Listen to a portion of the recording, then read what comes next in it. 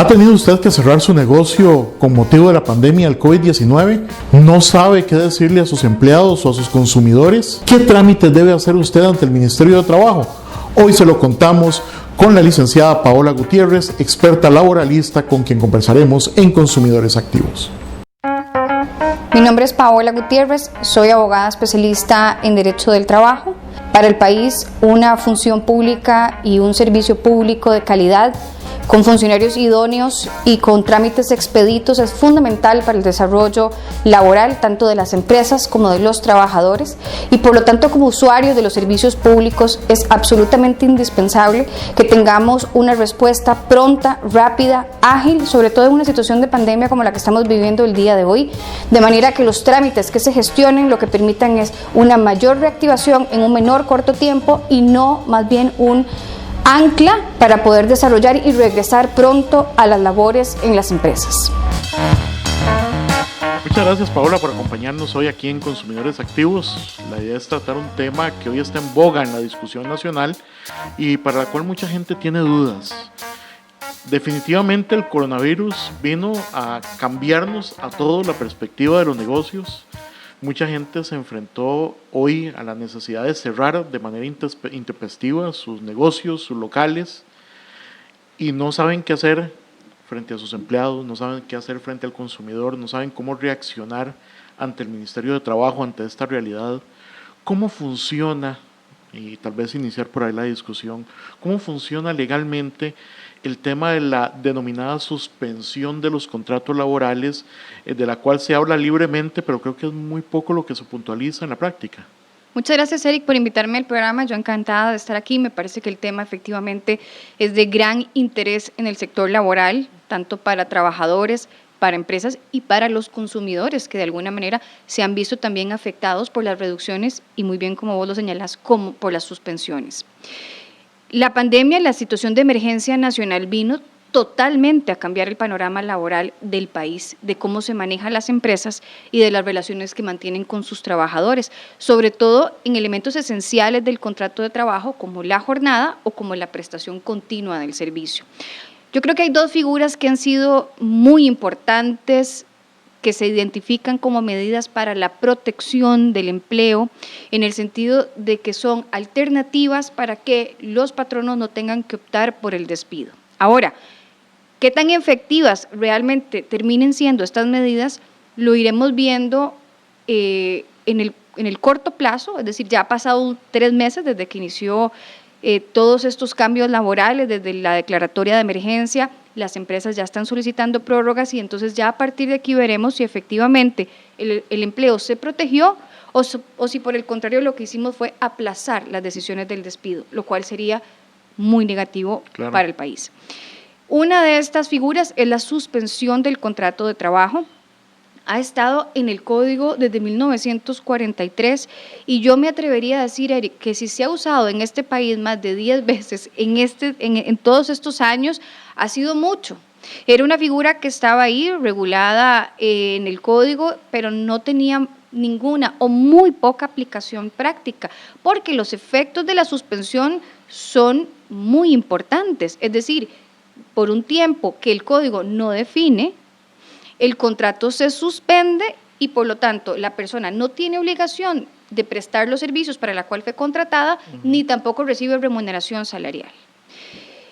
Esa figura, a partir de la pandemia, se puso en práctica y en este momento hay miles de empresas y miles de trabajadores que se han visto afectados por la suspensión.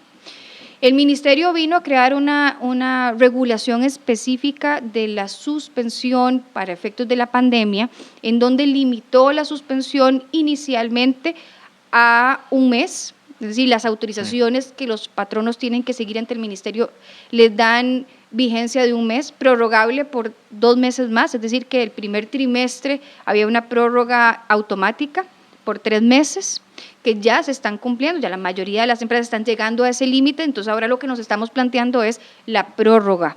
Y creo que ahí todos los usuarios, que ya sean trabajadores o patronos, que tienen en este momento una situación de suspensión del contrato, deben de exigirle al Ministerio un servicio eficiente, y un servicio que les dé respuesta rápida. Porque una de las cosas que hemos estado identificando es que el trámite está tardando demasiado tiempo, Eric. Sí, es una queja muy, muy recurrente de los empresarios, Claro. que no se da una respuesta rápida a las solicitudes, a No. pesar de que la ministra de Trabajo había prometido que eso era expedito, casi que automático.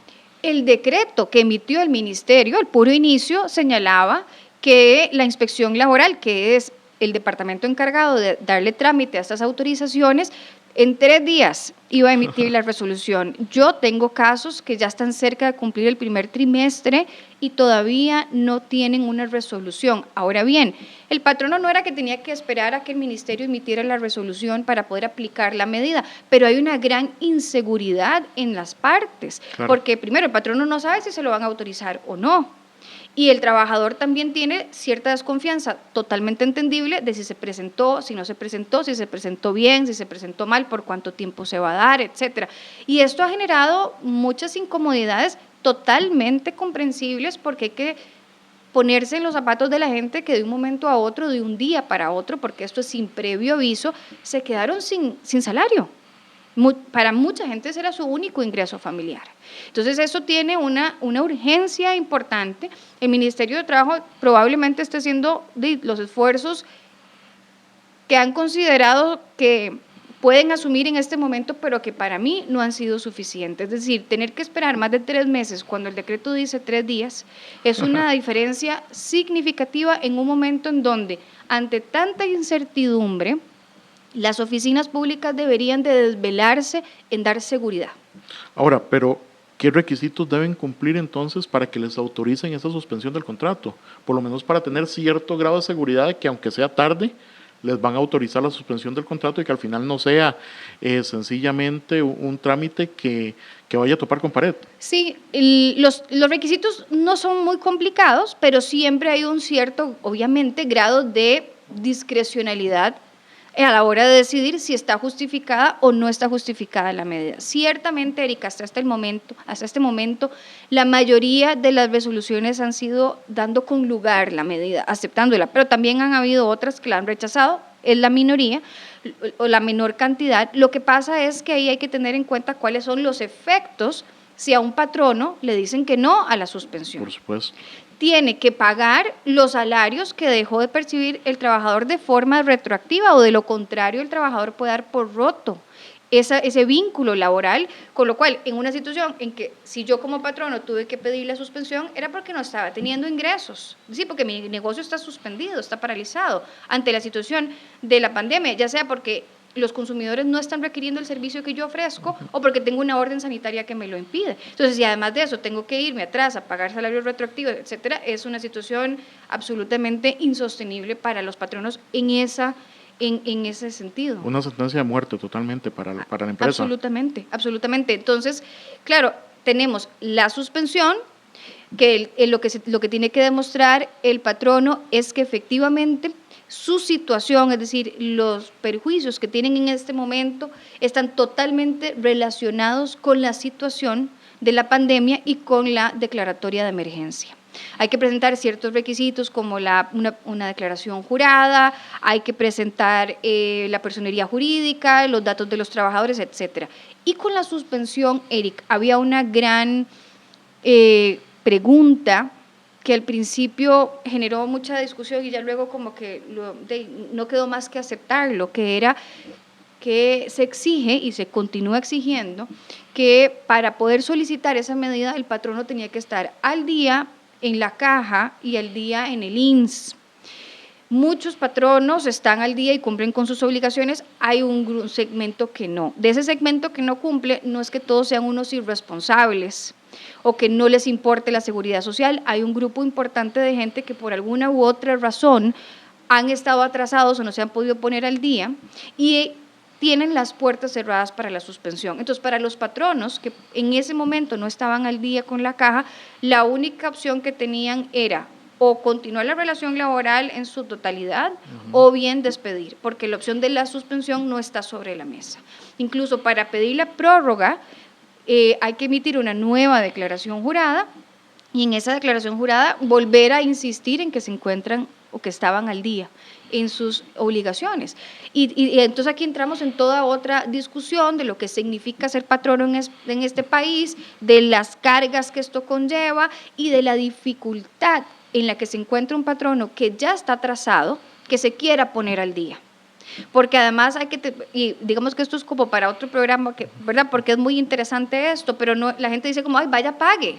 No, vamos a ver. Como si fuera tan fácil. Como si fuera tan fácil. Primero, el trámite administrativo para ir y pagar, la caja no lo hace amigable. En segundo lugar, para el patrono poder calcular cuántos intereses y cuánto tiene que pagar adicional a los montos principales también es otra historia. Y por último, hay una situación que se presenta que es cuando yo estoy atrasado y mis trabajadores acuden a la caja, se va cargando el costo de la atención médica que ellos van recibiendo. Que eso es una cosa, digamos, interesante de analizar cómo es que la caja hace los cálculos de cuando un trabajador asiste a la seguridad social, cuánto cuesta ese servicio. Porque muchos patronos han puesto, digamos, el dedo sobre las facturas que tienen que cancelar y dicen, pero eso me voy a un hospital privado. Por supuesto. Como que si el trabajador hubiera tenido la posibilidad de tener un cuarto individual en un salón VIP, porque el costo que me están cargando es muy alto. ¿Quién define cómo son esos montos o no? Y eso es una gran piedra en el zapato a la hora de querer regularizar su situación.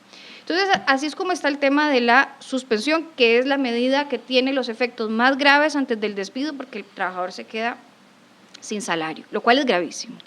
La otra figura, Eric, es la reducción de la jornada de trabajo, que se creó por ley en marzo, finales de marzo, porque los diputados vieron la necesidad de crear esta alternativa para evitar que los patronos optaran por el despido, sabiendo que la suspensión lo que hacía era que dejaba al trabajador con cero ingresos. Por supuesto.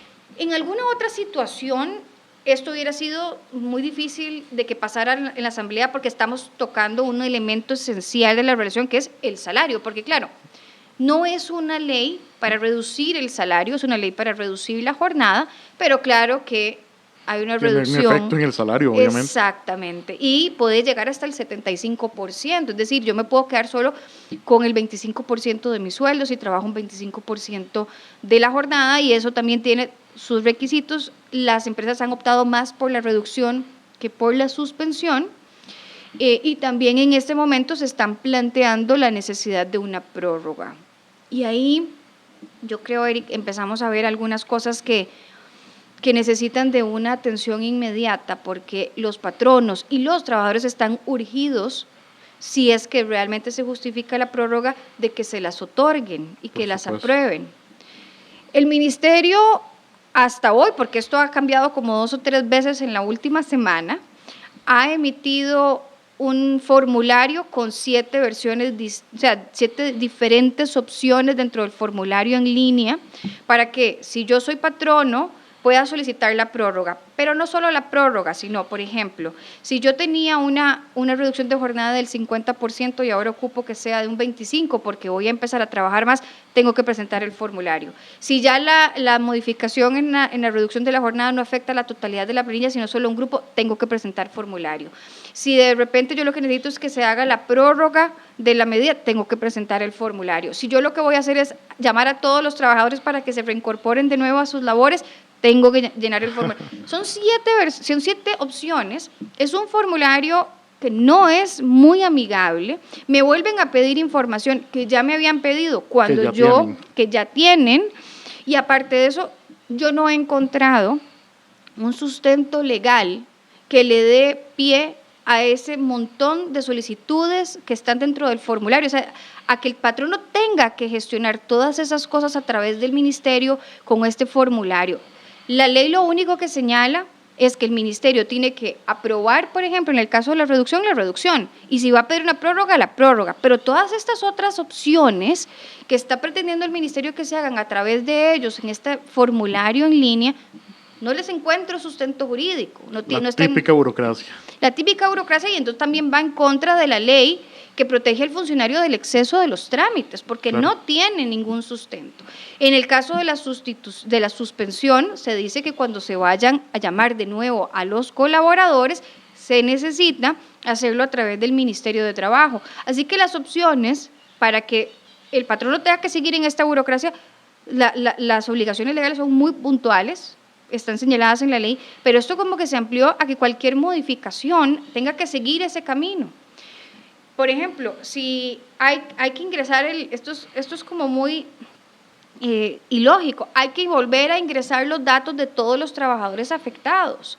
Entonces el patrono tiene manualmente en este formulario en línea que ir llenando 11 columnas distintas por trabajador para volver para pedir el formulario. Entonces, esto fue una queja inicial. Lo que hizo el ministerio fue decir, bueno, si son más de 30, tienen que llenar esta hoja de Excel, que es una hoja de Excel que ya tiene las casillas predeterminadas, que está configurada para que jale de una celda a otra. Okay. El formulario ha tenido errores y los patrones han tratado de llenarlo y tiene errores. Entonces la gente empieza a sentirse asfixiada, no solo porque ya su situación económica es apremiante, sino porque la burocracia los está terminando de ahogar. Entonces, no me han resuelto mis primeras solicitudes, ya necesito prórroga y cuando voy a presentar la prórroga me encuentro con esta situación que es desesperante. Y por el otro lado, los trabajadores muy angustiados de no saber qué es exactamente lo que está pasando.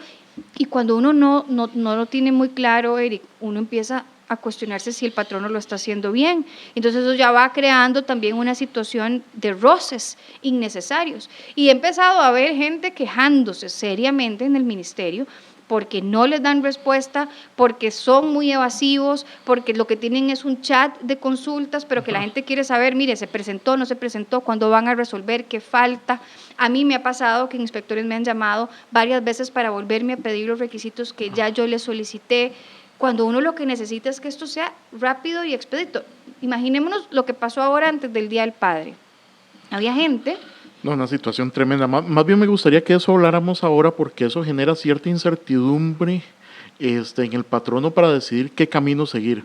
Pero quisiera que tocáramos eso una vez que podamos plantearnos y cerrar este tema del trámite en el Ministerio de Trabajo. Y es que, Paola, vamos a ver, el Ministerio de Trabajo casi que también se ha visto afectado en su trabajo, no solo por la improvisación propia que hemos visto en la administración a nivel general, sino también porque tampoco tenían previsto activar este tipo de mecanismos con la pandemia. No. Ellos se han visto sorprendidos también. Totalmente. Yo creo que esto agarró por sorpresa a todo el mundo, al sector privado, al sector público, y obviamente que el Ministerio de Trabajo ha tenido un volumen, yo creo que nunca en la historia visto, de solicitudes y de trámites. Y además a esto sumémosle lo del bono proteger y además los cambios que esto conlleva. Digamos, las empresas ya están planeando, bueno, qué va a pasar cuando se levanten las restricciones en las fronteras, si los trabajadores tengan que viajar, si se va a mantener la obligación de cuarentena o no, cómo lo vamos a manejar, hay que pagar salarios si el trabajador tiene que permanecer aislado. Y son situaciones que van creando dudas normales, pero sobre las que no podemos tener en este momento una respuesta, porque el ordenamiento jurídico no tiene cómo atender esto, porque son situaciones excepcionales, y el ministerio va moviéndose en la velocidad que se puede en el sector público, conforme se van dando las situaciones. El trámite en el ministerio sí es muy preocupante. Y lo planteo, digamos, como una crítica constructiva, y yo no digo que es que el ministerio no le importa o que el ministerio se ha hecho como que si la cosa no fuera con ellos. Lo que pasa es que lo que se ha hecho no ha sido suficiente y no ha sido en el tiempo en que la situación lo requiere. Yo no sé si la cantidad de recursos que tienen es la que necesitan o si se tienen que traer gente de otros lugares o de otras instituciones para que los apoyen. No conozco, digamos, no tengo la solución, pero sí creo que hay que buscarla, porque no puede ser posible que en este momento tengamos esa cantidad, tenemos casi 13,000 solicitudes presentadas entre suspensiones y reducciones, 13,000 empresas que lo han gestionado. Esto abarca más de 200,000 trabajadores. Eric, pero eso se ha resuelto tal vez, si acaso, el 50%. Sí, demasiado poco. Ahora, vamos a ver, retomemos un tema que vos habías planteado y que me gustaría, ya desde el punto de vista práctico, para los patronos que nos están viendo, que puedan saber tal vez cómo actuar, aunque es complicado. Vamos a ver, se suponía que íbamos a entrar en fase 3 ya de de desconfinamiento, de apertura de negocios, mucha gente se preparó, empezó a recontratar el personal, a reincorporarlos a las actividades, y de un pronto a otro llegó el ministro de Salud y dijo, no, el Día del Padre es muy peligroso, sobre todo para restaurantes, centros de entretenimiento, etcétera, que han estado cerrados 2-3 meses. Se les dijo, no, damos marcha atrás, y todo lo que usted invirtió, todo el personal que trajo otra vez de vuelta, todo lo que hizo para prepararse para el Día del Padre, quedó en nada. Bueno, desde el punto de vista legal, ¿cómo debería proceder un patrono ante tal nivel de incertidumbre, donde de pronto tiene la expectativa de volver a sus actividades normales, de pronto no lo puede hacer, ya tal vez había solicitado el reintegro de sus trabajadores, ahora tiene que volver a solicitar una suspensión de contrato? ¿Cómo funciona esto en tal nivel de incertidumbre? Es una excelente pregunta, y es eso que estaban mencionando, refleja la complejidad de los trámites que tienen que cumplir los patronos en este momento, la poca claridad que hay, porque vamos a tomar un ejemplo de un restaurante que tenía previsto incorporar más trabajadores que estaban suspendidos para apoyar en el Día del Padre, etcétera, y además comunicaron al ministerio que iban a suspender o que iban a dejar sin efecto más bien la suspensión de los contratos, que iban a reincorporar a sus trabajadores. Ya eso es un formulario, ya eso es un trámite, ¿ok?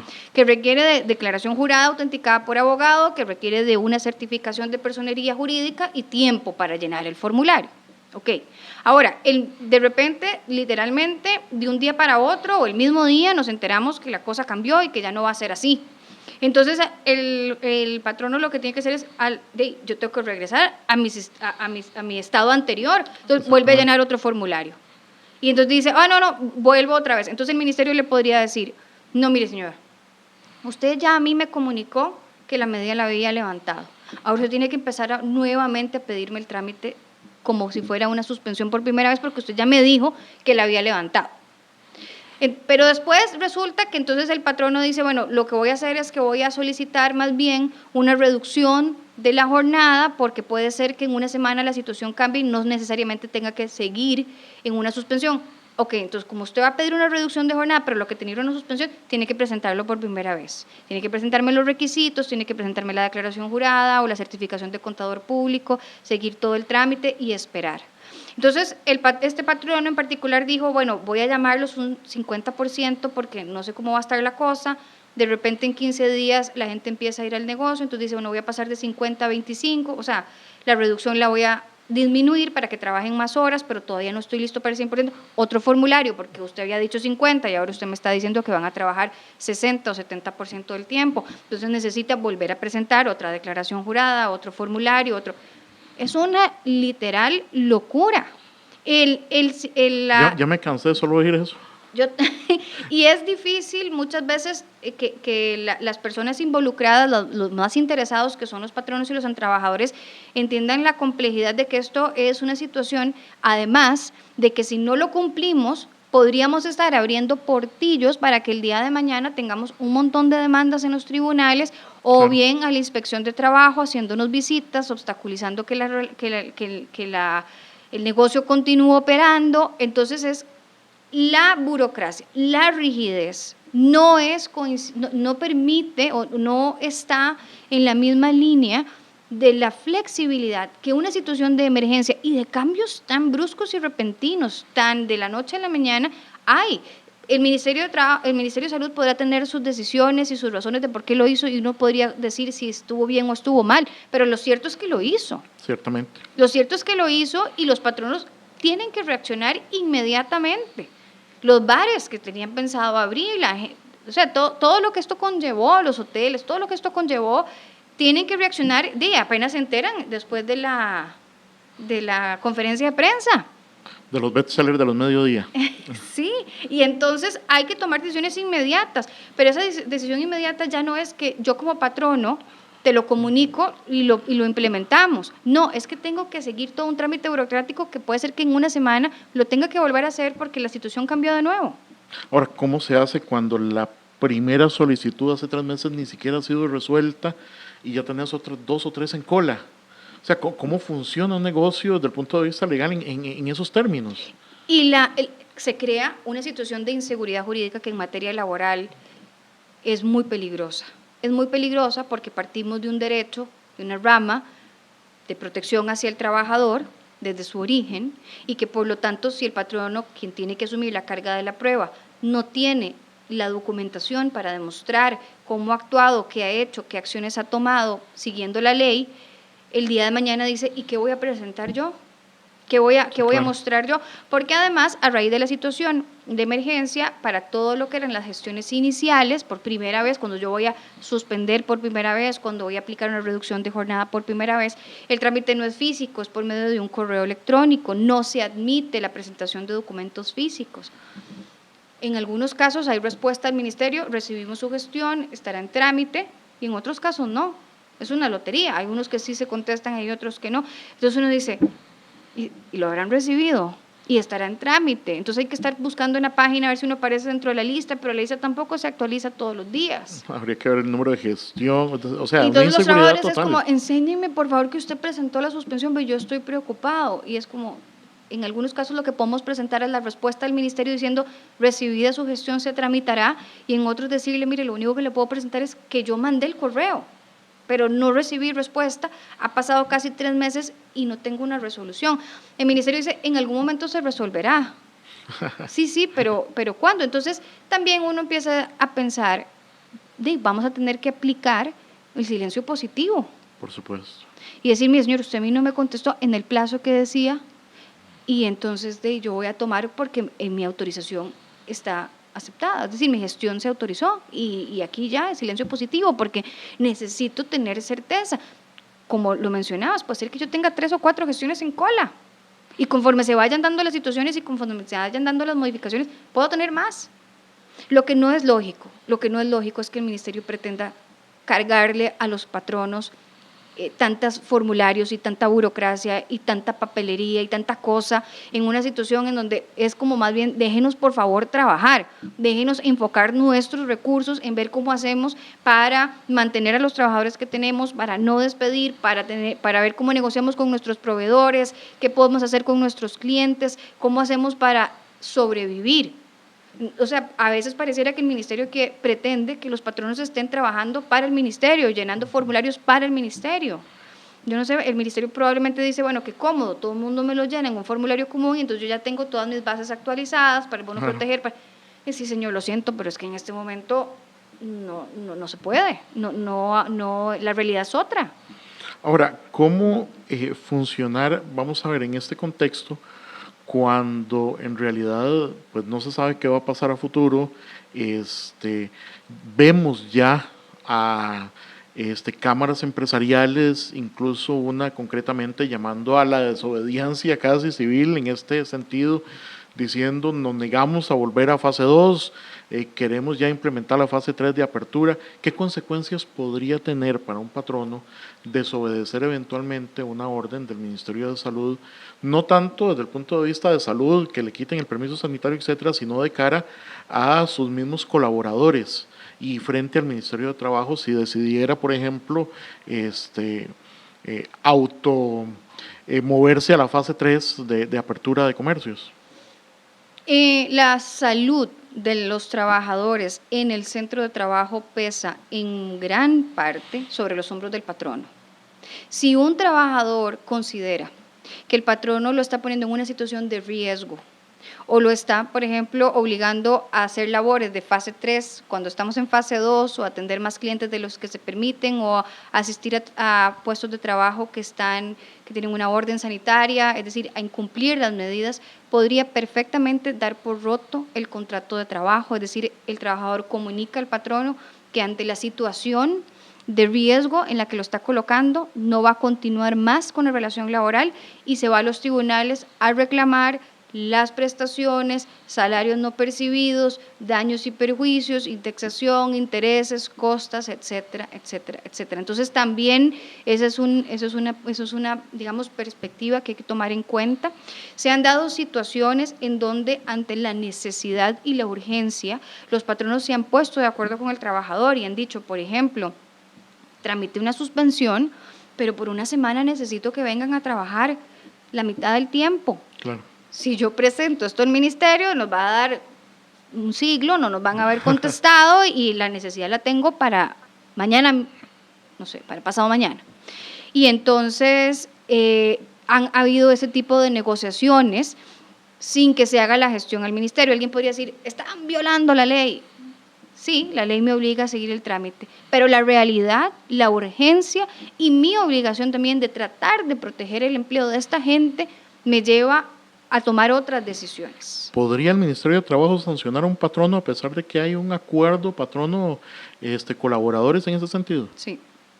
Sí, porque la ley señala claramente que solamente se podrán tomar determinadas acciones con determinados requisitos en determinados momentos y para todo necesita el sello de aprobación del ministerio. Por más que haya acuerdo entre las partes, si no es un acuerdo conforme exactamente a los límites de la ley y con los trámites de aprobación respectivos, es un acuerdo que es entre las partes, digamos un acuerdo de buena fe, pero si alguna de las partes el día de mañana se arrepiente, lo piensa 2 veces, alguien lo aconseja distinto, lo puede cuestionar, sobre todo, obviamente, el trabajador. Ahora, finalmente, Paola, ¿qué podemos recomendarle a todos esos patronos que hoy están viviendo un nivel grande de incertidumbre en donde ni siquiera el gobierno nos da señales mínimamente claras de por dónde actuar respecto de la vuelta a las labores? ¿Es aconsejable para un patrono más bien mantener y promover la renovación del permiso si se diera de suspensión de contratos? Pueden ya ir eventualmente con base en sus necesidades ir trayendo personal? ¿Es mejor quedarse queditos? ¿Qué es lo más indicado en este momento para esa gente que hoy vive en la incertidumbre total? Los patronos tienen que tratar de hacer un análisis con la mente fría para pensar qué es lo mejor para la continuidad de su negocio y para mantener la mayor cantidad de relaciones laborales. Ese análisis conllevaría, si ya yo tengo alguna medida presentada, la prórroga, solicitar la prórroga. Si ya yo tengo una reducción, valorar si la mantengo o si aumento la cantidad de la reducción o si la disminuyo. Comunicar adecuadamente a los trabajadores todos los pasos y las acciones que se van a tomar.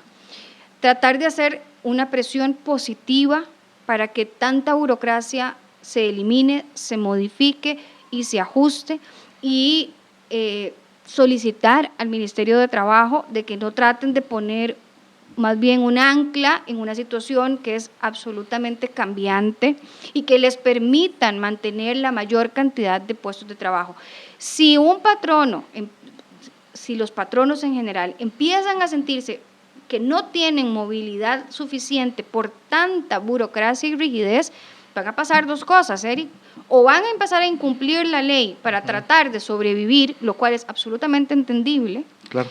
O van a decir, no, prefiero, vamos a ver, si yo tengo gente suspendida y ahora la voy a pasar a una reducción de jornada, pero esto se me va a complicar mucho, la verdad es que voy a despedir a la mitad y me voy a quedar solo con un grupo. Porque el tratar de incorporar a la mayor cantidad de gente con la flexibilización de que a veces los pueda suspender, a veces les pueda reducir la jornada o variar los porcentajes de acuerdo a las necesidades, si eso yo no lo puedo hacer, perfecto. Despido a la mitad, me quedo con la otra mitad y con la otra mitad puedo tener un poco más de movilidad. Y otra cosa importante también, Eric, es que ya dejó de estar en vigencia la reducción en la base mínima contributiva de la caja. Cierto. Que era nada más marzo, abril y mayo. Ya para junio ya no. Entonces, aquellos patronos que quieran prorrogar la reducción de la jornada ya van a tener que asumir las cargas sociales de aquellos empleados que por la reducción ganen menos de los 300,000, que es, digamos, aproximadamente la base mínima contributiva. Entonces, alguien podría decir, ya me sale carísimo, mejor despido. Mejor, en vez de tener varios con reducción, me quedo con 2 tiempo completo y los otros los voy a tener que despedir. Entonces, claro, por eso yo al inicio te mencionaba, o esto se hace más sencillo y más ágil, que yo no quiero decir que se haga ilegal, Ni estoy diciendo dejen que los patronos hagan lo que quieran y abusen de las medidas, no, pero es que hay que tener en cuenta que aquí se necesita de flexibilidad para sobrevivir. Si eso no se hace, todas estas medidas de protección del empleo en realidad lo que van a haber conllevado es simplemente el aplazamiento del despido, que es precisamente lo que se quiere evitar y lo quieren evitar la sociedad en general por las repercusiones que eso tiene y lo debería querer evitar el gobierno para que no se le vea reflejado también en una tasa de desempleo muchísimo más alta de lo altísima que la tenemos ya. Entonces creo que tienen que prestarle atención a esto, tienen que revisar lo que están haciendo y tienen que entender cómo funciona el empleo en el sector privado. Muchísimas gracias, Paola, por acompañarnos. De verdad, muy interesante la conversación que hemos tenido el día de hoy. Esperamos que todos que nos están viendo puedan sacar provecho también. Y de verdad agradecerles su compañía e invitarles al próximo Consumidores Activos.